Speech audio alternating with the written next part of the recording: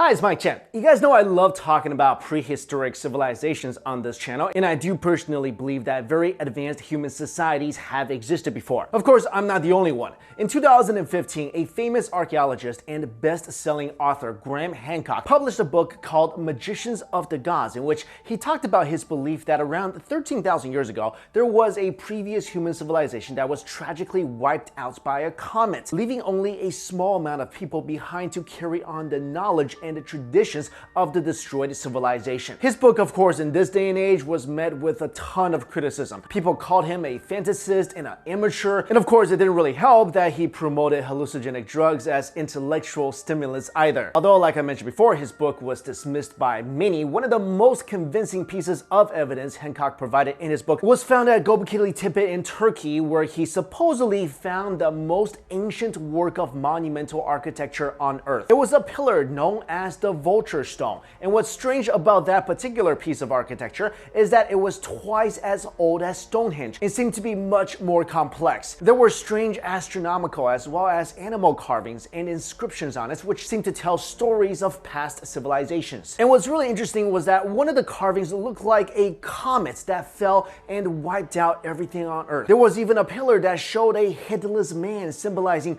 the mass killing of people by the comet thousands of years ago. But since there was no proof, that piece of architecture was pretty weak evidence for a past human civilization. So all this was dismissed, and for 20 years people refused to acknowledge Hancock's beliefs and findings until recently. Earlier this month, researchers and experts at the University of Edinburgh School of Engineering confirmed the carvings at Gobekli Tepe were indeed of a comet strike around 10,950 BC. As Edinburgh's Dr. Martin Swetman puts it, one of the pillars at Gobekli Tepe seems to have served as a memorial to this devastating event, probably the worst day in history since the end of the Ice Age. And you might be wondering, okay, how are the researchers able to find out the exact date? Well, the stars inscripted on the pillar were actually represented as they were in 10,950 BC, which means that whoever created the pillars somehow knew how to backdate constellations. That shows extreme sophistication, which isn't something that humans who were thought to be hunters and gatherers at the time were capable of. And if they were just a bunch of people living in caves running around scared of fire, how were they able to build Gobekli Tepe? Another curious thing is that experts have long agreed that a huge event happened right after 11,000 BC that caused a huge change in climate. This event resulted in a 1,500-year-long chill called the Younger Dryas, where the world turned into a cold glacial place. Although there have been many explanations as to what caused the abrupt climate change during that period of time,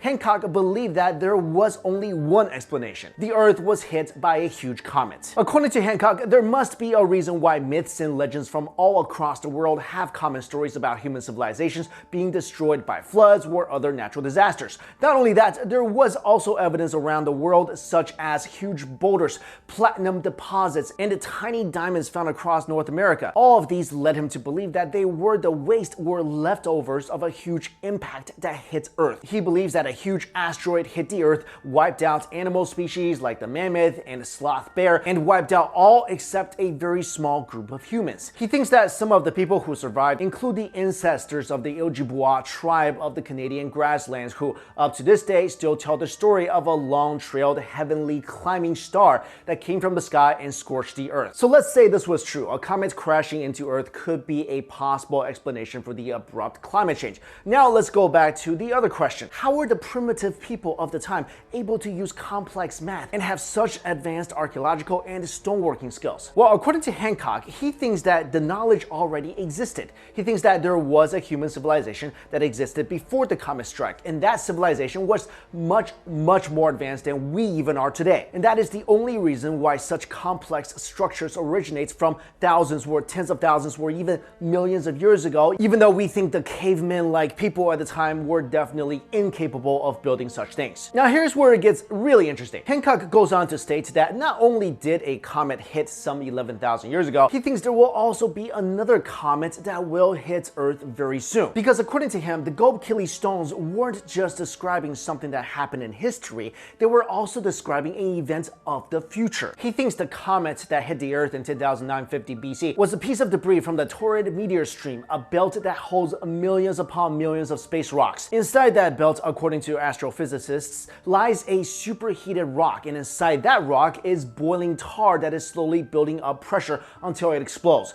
Once it does explode, the impact will be big enough to destroy every living thing on Earth. And since we are due to cross the torrid stream in 13 years, Hancock believes that Earth will only survive until then before it gets destroyed. And of course, I don't know if this is true. I don't know if the Earth is going to end in 13 years and an asteroid is going to hit us and destroy everything.